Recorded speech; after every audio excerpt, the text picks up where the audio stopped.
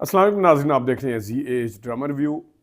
इस चैनल पे हम सिर्फ ड्रामा का रिव्यू देते हैं। हम सबसे पहले बात करेंगे तन मन नीलो नील की, उसकी आखिरी किस्त की और ओवरऑल ड्रामा कैसा था।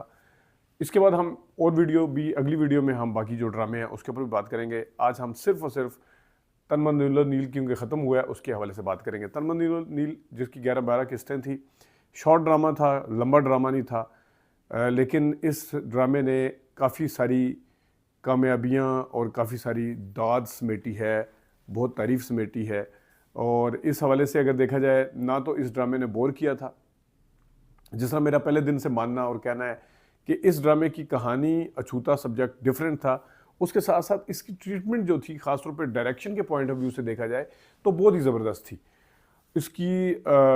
इसका कमाल ये था कि आपको याद होगा कि पीटीवी के ड्रामे होते थे तो उसमें 12-13 किस्तों के ड्रामे होते थे, उसके करैक्टर मशहूर हो जाते थे। तो इस ड्रामे की कहानी की जहाँ एक इनफरादियत अपनी जगह पे है, उस पर मैं बाद में आता हूँ। लेकिन इस ड्रामे की सबसे अच्छी जो बात थी वो इसके किरदारों का मशहूर होना, इसके किरदारों का यानी कि लोगों के जहनों के अंदर बैठना इसके किरदारों का। खा वो मून का किरदार है, खा वो सोनू का किरदार है, खा वो राबी का किरदार है, खा वो बहू कैसर का किरदार है, राव का किरदार है, और जितने भी किरदार थे, इवन नुमान मसूद और समिया मुमताज़ और नादिया अफगन के किरदार भी अपने तौर के ऊपर, और लैला ज़ुबैरी साहबा का और उनके खामन का किरदार भी अपने अंदर एक पूरी कहानी लिए हुए था।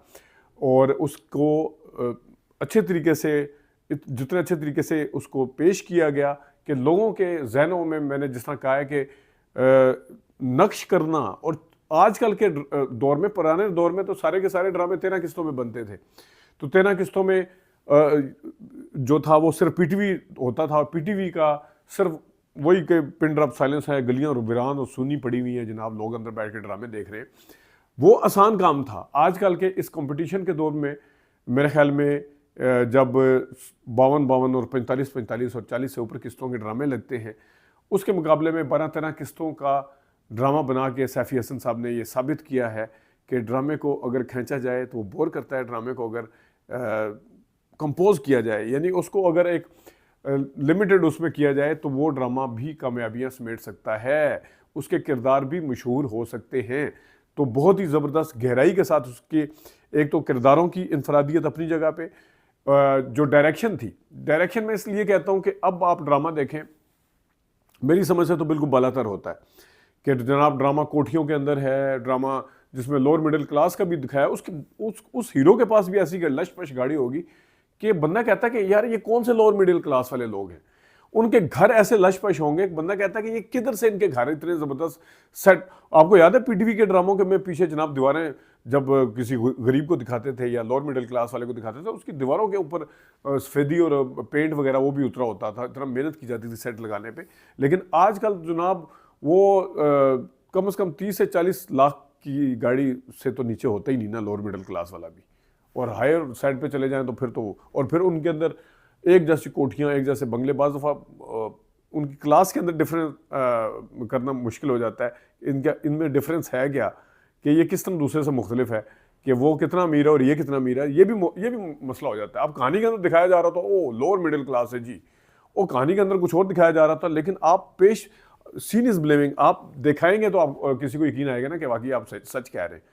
तो ये इसकी लोकेशन, मैं जिस तरह बताया ना कि वो कोठियों से, बंगलों से निकाल के इसकी लोकेशन आम उसमें लेके आए, और फिर इसको रिलेट करता है आम आदमी अपने, जिस तरह पुराने ड्रामों में करते थे, उसके साथ रिलेट करता है।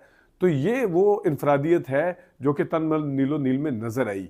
अब आते हैं उसकी कहानी की तरफ। कहानी जिस तरीके से डायरेक्टर लेके चला,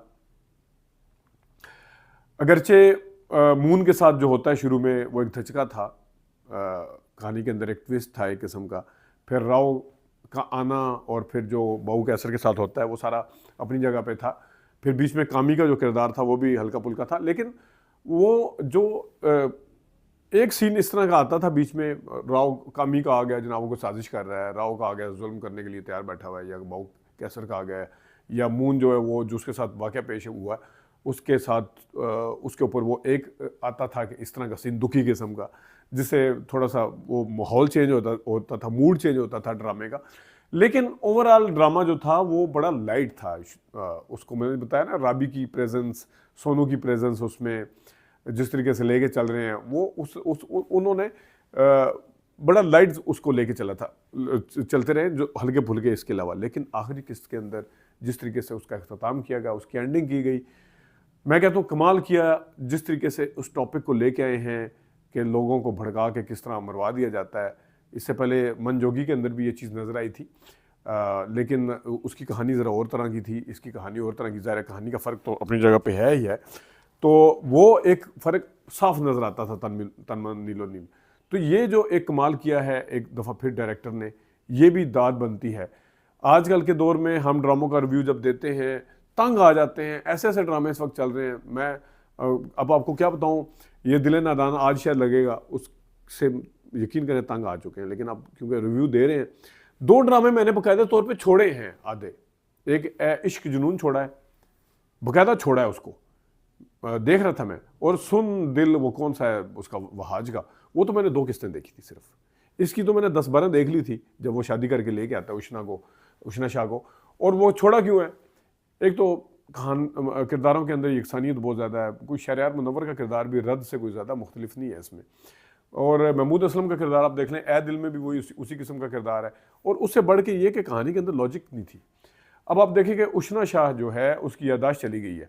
उसको ये पता है कि वो पहले होटल में नौकरी करती थी, ये पता है कि उस दिन जिस दिन ये वाक़या पेश आता है वो उसके घर आई थी, ये पता है कि वो चल के दूसरे कमरे में दूसरी जगह पे गई थी, ये तक पता है। उसके बाद उसको वो वाला सीन सिर्फ उड़ा है उसके जहन से कि जनाब उसको मारा किसने था, उसको गिराया किसने था, उसके साथ ज्यादती करने की कोशिश किसने की थी। उसके बाद से फिर वो शहरयार मुनव्वर उठा रहे हैं, यानी कि उठा रहा है आके उसको। बाद में वो शहरयार मुनव्वर है वो तक याद है, वो याद नहीं है कि जहाँ पे वो दूसरा लड़का उसका भाई आता है और आके जनाब सब सारा कुछ करता है। वो वहाँ से मैंने कहा वो उसको देखने छोड़ दिया। ठीक है, अब वो जो दूसरा था वहाज वाला ड्रामा, उसको तो बिल्कुल ही यानी कि उस खलील रहमान कमर भी उसके अंदर कुछ नहीं कर सके। जिस तरीके से वहाज ने उसके अंदर बोर किया था, 2 किस्तों में मुझे नज़र आ गया था। उसकी आवाज़ नहीं मिल रही थी, आवाज़ मुख्तलिफ निकाल था, शराब नशा, लॉजिक की कमी। तो ये ड्रामा जो था तन मन नीलो नील, इसने हिलने नहीं दिया। इसकी कहानी ने, इसकी लोकेशन ने, इसकी डायरेक्शन ने हिलने नहीं दिया। और एंड जो किया है वो कमाल एंड किया है। मैं कहता हूँ एक दिखाने का तरीका भी था कि लोग आ रहे हैं डंडे सोटे लेके, हथियार उठा के, सारा कुछ मारते हुए नहीं दिखाया, लेकिन उसके बावजूद वो गिरते हुए दिखाया। किस तरीके से कामी का बाप खुद उसके सामने आ जाता है वो दिखाया। मैं कहता हूँ कमाल किया है। और इतने अच्छे तरीके से इस मैसेज को कन्वे किया है डायरेक्टर ने। उसकी इतने ज़बरदस्त किरदार उसने डेवलप किए, राइटर ने किरदार इतने अच्छे तरीके से डेवलप किए। राइटर साहब खुद भी थे, वो जो अनाउंसमेंट करते हैं स्टेज पे एंड पे, वो खुद भी उसमें थे। वो जो अपनी विग लेके बैठे होते हैं आखिरी किस्त में, शुरू में मुश्किल उर्दू बोलते हैं और आगे तारफ़ करवाते हैं। बड़ा अच्छा था वो, अच्छे तरीके से कंसीव किया गया था।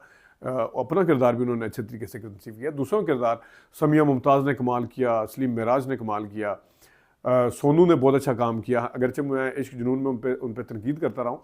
राबी ने बहुत ज़्यादा कमाल किया, सैर